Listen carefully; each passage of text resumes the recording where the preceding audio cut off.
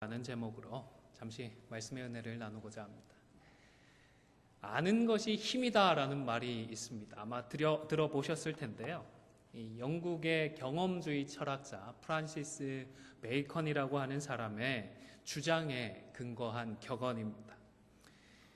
이 베이컨이 정확하게 아는 것이 힘이다 라고 말을 했던 것은 아닌데, 이런 의미의 표현들을 자신의 저서에서 몇 번 언급을 했기 때문에 통상 베이컨이 이 말을 했다라고 알려져 있습니다. 이 말은 원래 사물을 정확하게 이해를 하면 세상을 움직일 수 있다라는 의미였습니다. 그러니까 자연을 움직이는 법칙을 발견하게 되면 자연을 마음대로 활용할 수 있게 되고, 사물에 관한 지식을 얻게 되면 사물에 제대로 활용을 해서 결국은 가장 힘이 있는 사람이 될 수 있다라는 주장이었습니다. 아는 것이 힘이라는 이 격언이 처음에는 이처럼 경험주의적인 사상을 대변하는 표현이었지만, 지금은 보다 일반적이고 대중적인 의미로 사용이 되고 있습니다. 그런데 무엇인가를 안다는 이것, 아는 것 그 자체로는 물리적인 힘은 없습니다. 그런데 참된 알미라고 하는 것은 분명히 사람을 움직이는 힘이 있습니다. 참된 지식은 사람을 변화시키는 능력이 있습니다. 또 참된 지식은 올바른 선택을 하는 힘이 되기도 합니다. 전에 한번 말씀을 드렸던 것 같은데요. 저희 아이가 말을 배운 지 얼마 되지 않았을 때에 아마 제 기억으로는 뭔가를 먹고 싶다라고 처음 소원을 얘기한 것이 아니었나 싶습니다. 맛있는 생선을 먹고 싶답니다. 이 몇 마디 알지도 못하는데 자기가 아는 단어를 조합을 해가지고 아빠한테 맛있는 생선 좀 먹고 싶다고 하는데 얼마나 사주고 싶었겠습니까? 구해다 주고 싶었겠습니까? 그런데 문제는 그 다음입니다. 맛있는 생선이 뭘까요? 한참 고민을 했는데 결국 그때는 그 맛있는 생선이 뭔지 알아낼 수가 없어서, 아이도 이 언어가 충분하지 않아서 설명을 하지 못하고 저도 결국은 찾지를 못했습니다. 아이가 좀 더 큰 나중에 맛있는 생선이 무엇인지 알게 되었습니다. 아이가 그때 찾았던 맛있는 생선은 붕어빵이었습니다. 이 생전 태어나서 처음 먹어보고 그 참맛을 알아버리니까 붕어빵이라고 하는 것은 저희 큰아이에게 세상에서 가장 맛있는 생선이었던 것입니다. 그런데 여러분, 맛있는 생선 하면 여러분도 붕어빵이 떠오르시나요? 그건 아니지 않습니까? 우리가 그 참맛을 아는 그 지식에 따라서 나름 맛있는 생선 하면 머릿속에 떠오르는 다양한 생선들이 있을 것 같습니다. 화면을 보시면 뭐죠 이게? 홍어 삼합이라고, 아마 보시면 입에 군침이 도는 분이 계실 것입니다. 홍어의 참맛을 아시는 분들은 이 홍어를 떠올리며 먹고 싶다라는 생각을 하실 텐데요. 그런데 그 참맛을 모르는 분들에게는 암모니아 냄새가 좀 나는 삭힌 생선 정도로만 생각이 될 것입니다. 그래서 이 홍어를 먹기 위해서 흑산도로까지 찾아가서 직접 그 산지 홍어를 사 먹고자 하는 분들을 이해하지 못하는 분도 계실 것 같습니다. 이처럼 참맛을 아느냐 모르느냐, 이것은 우리의 결정을 좌우하는 힘이 되는 것입니다. 열대 과일 중에 두리안이라고 하는 과일도 있습니다. 그 맛 때문에 동남아시아에서는 과일의 왕이라고 불리는데, 그런데 이 맛을 모르는 분들에게는 그 고약한 냄새 때문에 악명이 높죠. 그러나 그 냄새를 극복하고 그 맛을 일단 알게 되면 그 고약한 냄새를 이기고도 계속해서 먹을 수 있는 힘이 되는 것입니다. 청국장도 마찬가지가 아닌가 싶습니다. 그 맛을 모르는 분들은 일단 냄새만 맡고 기겁을 할 텐데요. 그 참맛을 아시는 분들은 벌써 그 향을 맡으면 입안에 군침이 고이고 먹고 싶다라는 생각이 나지 않을까 싶습니다.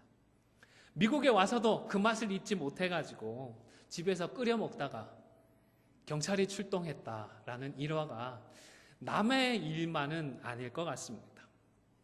저도 개인적으로 마늘 냄새 때문에 낭패를 경험했던 적이 있습니다. 그날따라 마늘이 잔뜩 들어간 이 깻잎 장아찌를 반찬 삼아 실컷 먹고 일을 보러 나섰습니다. 마늘이 있는 장아찌를 먹었으니까 신경이 쓰여서 이를 제대로 닦는다고 닦았는데도 차 안에서 마늘 냄새가 나는 것 같아요. 그래서 슈퍼마켓에 들러가서 껌이라도 좀 사서 씹으려고 껌을 구해서는 계산대에 섰습니다. 그리고 혹여나 입을 벌리면 냄새가 날까봐 입을 꼭 다물고 있는데요. 그날따라 캐셔가 또 제 순서도 아닌데 저한테 말을 겁니다. 그래서 어쩔 수 없이 입을 열어서 대답을 하는 순간 앞에 줄 서 있던 분들이 쫙 갈리는 겁니다. 마늘 냄새를 맡고 당황을 해서는 저도 참 민망하기도 하고 당황스럽기도 했는데요. 그때 왜 저는 홍해가 갈라지는 장면이 생각났을까요? 어쨌든 그때 일을 생각하면서 밖에 나갈 일이 있을 때에는 음식을 좀 조심을 하고 있습니다만은 마늘이 들어가 제대로 맛을 내는 그 음식의 맛을 이미 알고 있기 때문에 굳이 이렇게 조심을 해야 되나 생각이 들어서 갈등을 하게 됩니다. 차라리 그 맛을 모르면 몰랐지 아는 사람에게는 그 맛을 안다라는 것이 정말로 큰 힘으로 작용을 하는 것입니다. 단지 향만이 아니죠. 이 모습도 그렇습니다. 외국인들이 뽑은 그 혐오 음식 중에 산낙지회가 있습니다. 그 맛을 아시는 분들에게는 이 산낙지만 보면 빨리 참기름 좀 뿌리고 통깨 넣어서 어떻게든 빨리 먹어야지라는 생각부터 하실 텐데요. 이 맛을 모르는 외국인들에게는 꼼지락거리는 살아있는 낙지를 보면서 산채로 먹는다는 것이 이 생소함을 넘어서 두려움, 또 무서움, 공포까지 느끼게 만든다고 합니다. 2001년에 그 축구 국가대표팀이 울산에서 훈련을 마치고 횟집에서 식사를 했다고 합니다. 회식을 가졌다고 하는데요. 마침 산낙지회가 나와서 한국 선수들은 정말로 맛있게 먹었다고 합니다. 그런데 그 당시 감독으로 있었던 히딩크 감독과 그리고 화란 출신의 코칭 스태프들은 그 모습에 얼굴이 하얗게 질려버렸다고 합니다. 그런 모습이 안쓰러웠던지 우리 축구 선수들이 몸에도 좋고 참 맛있으니까 좀 먹어보라고 챌린지를 했다고 합니다. 그러니까 그 베어백 코치는 그 자리를 모면하기 위해서 한국이 4강에 올라가면 그때는 한번 먹어보겠다라고 얘기를 했다고 하고요. 그리고 한술 더 떠서 히딩크 감독은 결승전에 올라가면 내가 먹겠다라고 약속을 했다고 합니다. 물론 우리 한국 선수들이 이런 코칭 스태프 골탕 먹이겠다는 일념으로 4강까지 올라갔던 것은 아니었겠지만 정말로 4강에 올라갔을 때 이 베어백 코치의 심정은 어땠을까요? 4강전을 준비를 해야 하는 히딩크 감독의 마음은 또 어땠을까요? 이처럼 참맛을 모르는 사람에게는 그저 혐오스럽고 또 무서움을 느끼는 음식이겠지만 그 참맛을 안다는 것은 혐오스러움도 극복하게 만들고 공포나 두려움도 극복하게 되는 참된 능력이 되는 것입니다. 그러나 안다고 하는 것이 항상 긍정적으로만 작용하는 것은 아닙니다. 어설프게 알고 제대로 알지 못하면 진리를 가로막기도 합니다. 그래서 알아야 하는데 제대로 알아야 합니다. 무엇보다 우리는 십자가의 참된 능력을 알아야 합니다. 고린도 교회 당시에 남들보다 많이 아는 것으로 유명한 두 부류의 사람들이 있었습니다. 바로 유대인과 헬라인입니다. 22절의 말씀을 보시면 유대인은 표적을 구하고 헬라인은 지혜를 찾으나 했습니다. 물론 이 두 민족은 다 로마라고 하는 큰 울타리 안에 있었습니다. 그러나 로마에 동화되어서 사라졌던 다른 민족들과는 달리 자긍심을 가지고 있었던 그들의 것들을 소중하게 지키면서 오히려 로마에 큰 영향까지 미쳤던 그런 민족입니다. 헬라라고 하는 이 단어는 그리스 신화에 등장을 하는데요. 그리스 쪽의 조상이라고 알려진 사람의 이름입니다. 지금도 그리스 하면 그리스의 신화와 고대 철학자들을 우리가 떠올리게 되죠. 구체적인 철학의 내용은 몰라도 소크라테스니 아리스토텔레스, 플라톤과 같은 이런 철학자들의 이름은 아마 한 번쯤 들어보셨을 것 같습니다. 그 이후에 2000년도 더 지나는 세월 동안 수많은 사상가들이 등장을 했었고 그 사람들의 사상들이 많은 영향을 끼쳐왔지만 아직도 이 사람들이 회자되고 있고 이 사람들의 사상들이 기억되는 것을 보면 2000년 전에는 그들의 위세와 영향력이 얼마나 대단했을지 가히 짐작이 됩니다. 이 플라톤의 이데아론이라는 것도 한 번쯤 들어보셨을 것 같습니다. 플라톤은 우리가 사는 이 현실 세계뿐만 아니라 모든 것의 원인이 되는, 본질이 되는 이데아 세계가 있다라고 생각을 했습니다. 그리고 이 이데아 세계에 대조되는 우리의 현실 세계는 낡은 세계이고 그리고 결국 사라지고 말 세계에 불과하다, 가치가 없는 세계다라고 생각을 했습니다. 그리고 이러한 세계관 속에서는 우리가 살고 있는 이 세상에는 결코 이상적이고 완전한 것이 존재할 수가 없었습니다. 이런 세계관 속에서 살아가고 있다 보니 헬라인들의 생각으로는 하나님의 아들이 이 땅에 사람의 몸으로 입고 온다. 그리고 부활하여서 완벽한 몸으로 이 땅에 존재할 수가 있다.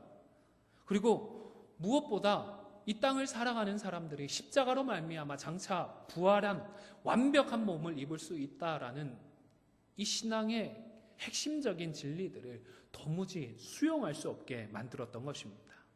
그들의 철학에 따르면 십자가의 도리는 그저 무식한 소리이고 미련한 어리석은 주장일 수밖에 없었던 것입니다. 그리고 유대인들도 마찬가지입니다. 유대인들은 종교적인 자부심이 아주 엄청났습니다. 그들에게는 하나님께서 우리를 택해 주셨다라는 선민사상이 있었습니다. 그리고 하나님께서 주신 율법이 우리에게 있다라고 하는 일종의 특권의식도 가득 차 있었습니다. 그런데 한 책에 보니까요, 유대인들이 이런 선민의식이나 특권의식보다 더 중요하게 생각했던 것이 있었는데 그것이 선지자들이 보여주었던 기적이라고 합니다. 그들은 하나님이 그들 중에서 특별히 선지자를 택하시고 선지자를 통하여 말씀을 주신다는 사실을 자부심을 가지고 있었습니다. 그래서 선지자의 가르침, 선지자를 통한 하나님의 말씀에 큰 확신과 자부심이 있었는데 그런데 시간이 지나면서는 하나님께서 말씀을 주신 선지자임을 증명하기 위하여서 하나님께서 허락해 주셨던 기적과 이적들에 집착을 하는 경향을 보이기 시작했다고 합니다. 어느 순간부터는 하나님의 말씀보다 이적과 기적을 중시하면서 거기에만 집착을 했던 것입니다. 그래서 예수님의 공생의 기간에 많은 유대인들이 예수님께 열광을 했습니다. 그런데 예수님의 가르침에 열광하기보다는 예수님께서 보여주셨던 그 많은 기적과 이적들 때문에 예수님을 따랐던 것입니다. 예수님께서 보여주신 그 이적을 보면 예수님이 틀림없이 선지자라는 것입니다.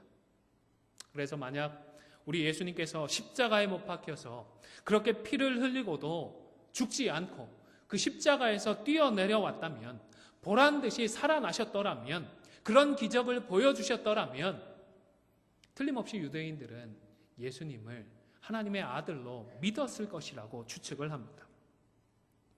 그러나 유대인들의 기대와는 달리 예수님의 십자가의 죽음은 우리를 대신하기 위하여서 꼭 죽으셔야만 했습니다. 피 흘림이 없이는 죄사함도 없기 때문에 십자가에서 보란듯이 내려오는 그 기적이 아니라 우리를 위해서 십자가에서 피 흘리시고 바로 저와 여러분을 위하여 죽으셔야만 했던 것입니다. 따라서 헬라인도 그렇고 유대인도 그렇고 자신들의 지혜만으로는 하나님의 뜻과 계획을 다 알 수 없다라는 사실을 인정해야만 했습니다. 21절의 말씀에 보시면 하나님의 지혜에 있어서는 세상이 자기 지혜로 하나님을 알지 못하므로 하나님께서 전도에 미련한 것으로 믿는 자들을 구원하시기를 기뻐하셨도다 했습니다. 하나님은 자신의 지식과 지혜를 자랑하며 그것들로 하나님의 지혜를 재단하고 판단하는 교만한 자들을 기뻐하지 않으십니다.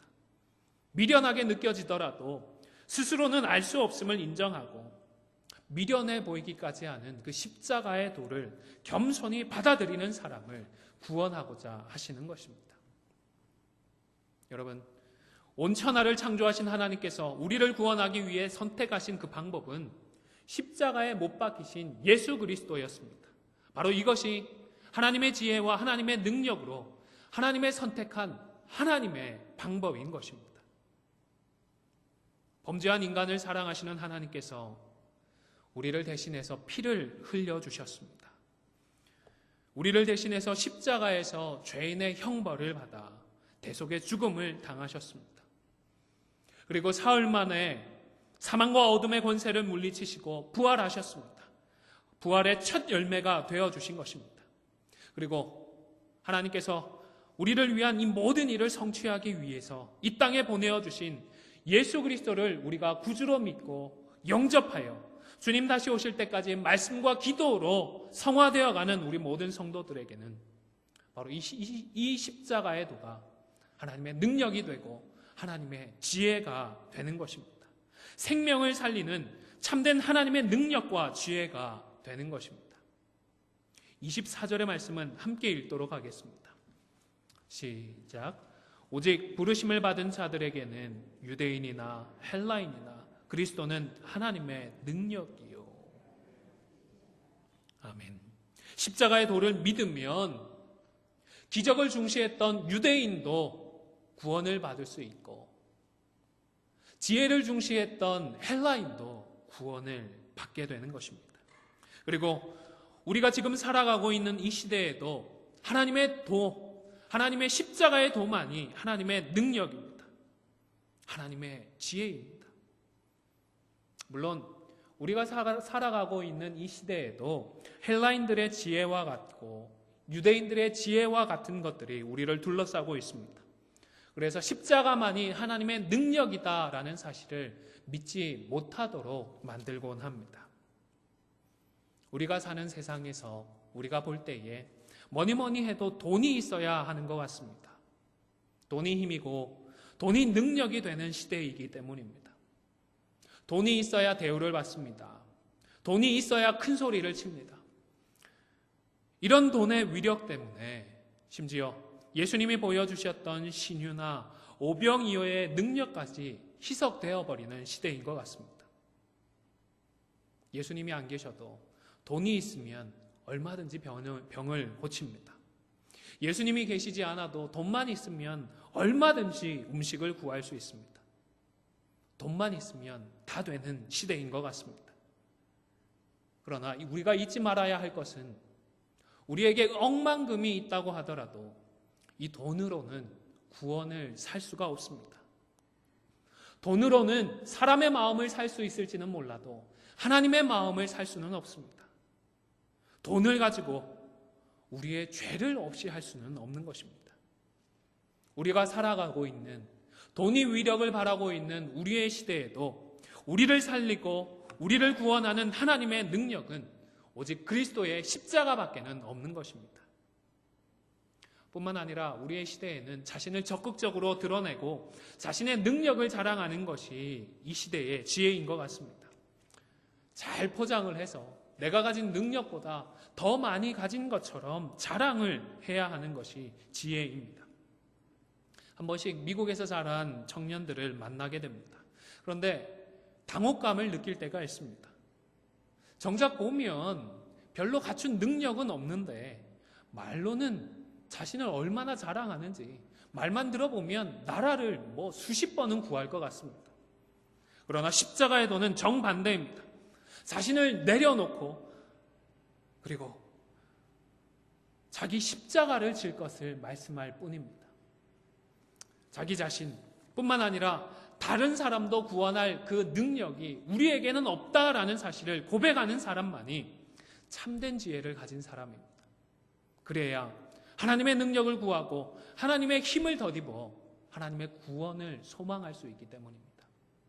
그리고 자기가 하고 싶은 말을 속 시원하게 다 하는 것도 우리 시대의 지혜인 것 같습니다.